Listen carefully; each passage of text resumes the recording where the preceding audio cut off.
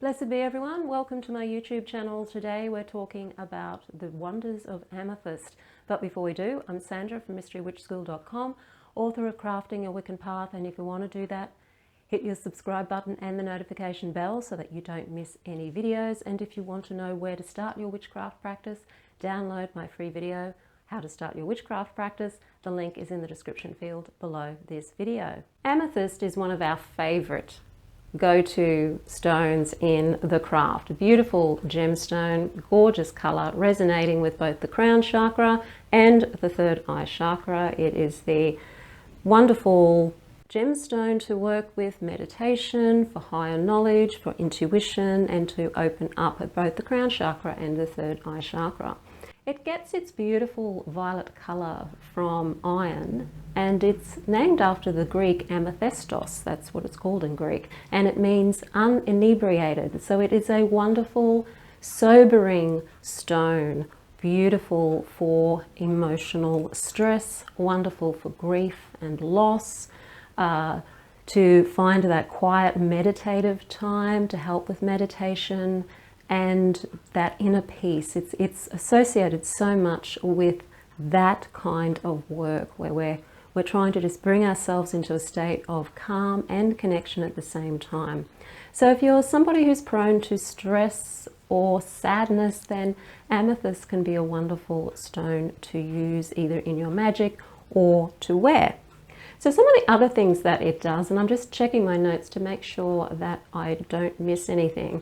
In the Middle Ages, amethyst was used to basically, they believed that amethyst could make a person better, whatever that means. And I think they were thinking along the lines of, it just makes you a more calmer person, it might make you a more open person, a more compassionate person, because you're more connected and you're in that state of calm. It also disperses negative thinking as well. So if you're prone to being very negative in your thinking, then amethyst can just help you release those negative thoughts and start to see things through a brighter perspective. It also is associated back in the Middle Ages with helping people become more mild and gentler. So on a physical level, if you use amethyst as a gem elixir, which is a homeopathic way of working with some gemstones, you can use it to put on your skin for any swelling or skin problems. You can also drink the elixir, so if you're wanting to work on like the lungs or the heart and lungs, you can work with amethyst there as a gem elixir. It's great for pain as well as an elixir, and also for bruising if you put the elixir on a bruise. So that's another way that you can work with it from a homeopathic point of view.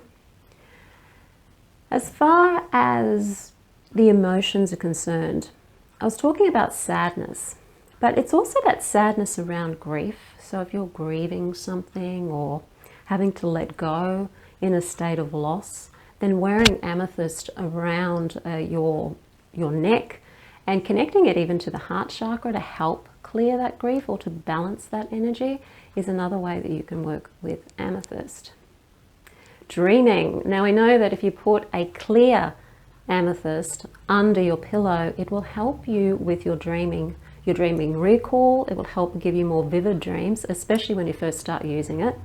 After a while, they sort of settle down and become a little bit more normal, but at first it can produce very vivid dreams and help you recall your dreams so that you can learn from your dreams.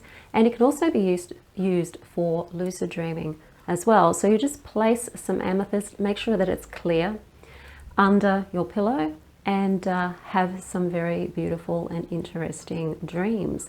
Your dreams can really help you open up to what's going on in your world, your psychic world, and understand what you're going through, how you're reacting to it, and the dreams can even give you messages as to how you can solve problems. So certainly use your amethyst to help you with that. If you have a problem that you're working on and you need a solution and you want to use a dream as a way of gaining that, write down your question or your problem, wrap it around some amethyst and stick it under your pillow and try to recall your dreams and see if you can get an answer from your dreams. I mentioned stress. It helps you face difficult times, which we all go through. Life can be difficult and difficult times happen. And we have to learn how to cope with those difficult times, how to navigate those difficult times. Amethyst can just help us with that. It can help calm us down with the stress. It can help connect us to spirit, which we so need when we're stressed out. That connection to spirit, that connection to whichever deities you really resonate with, or if you don't resonate with a particular deity, maybe you resonate with just the goddess in general or the god in general or both. Connect to them when you are in times of need. I can't push that any more seriously as to how important it is to have that connection to the divine, because they can help you find solutions, they can help things just work well for you in good alignment, and they just help you out basically. So certainly use your amethyst to help open you up to connecting to the deities when you are in time of need. Wear it. Amethyst is great to wear on your body. Wear it around your neck as a pendant. You can use it on different chakra points, even though it's mostly third eye and crown particularly. You can use it on some of the other chakras too. When you are using it around your home for protection, because it's great for psychic protection, it helps protect against psychic attack, use your points around the corners of your home. You can even make a circle of amethyst if you want to do a ritual with amethyst around your circle, just to help with consecrating a circle, making it sacred, and also adding that extra bit of protection too. Just use 4 amethyst points for that. I like to use it more in a magical sense to help me connect to my intuition, to help me be calm from stress, to help me learn from the stress. We have opportunities when things happen to us that are incredibly unpleasant to learn something from it, and even though it might be really difficult at the time, it is an opportunity for us to learn something. So maybe we need to learn to be more assertive. Maybe we need to learn to be more allowing. Maybe we need to learn how to balance between the two. Maybe we need to learn more compassion for ourselves and for others. Maybe we just need to learn to pull back or stand back, or something that we need to learn. So amethyst can really help us with that, because it can help balance us, calm us down, and connect us to spirit as well. If you're doing spell work with your crystal, you can use it the same way you'd use any crystal for spell work.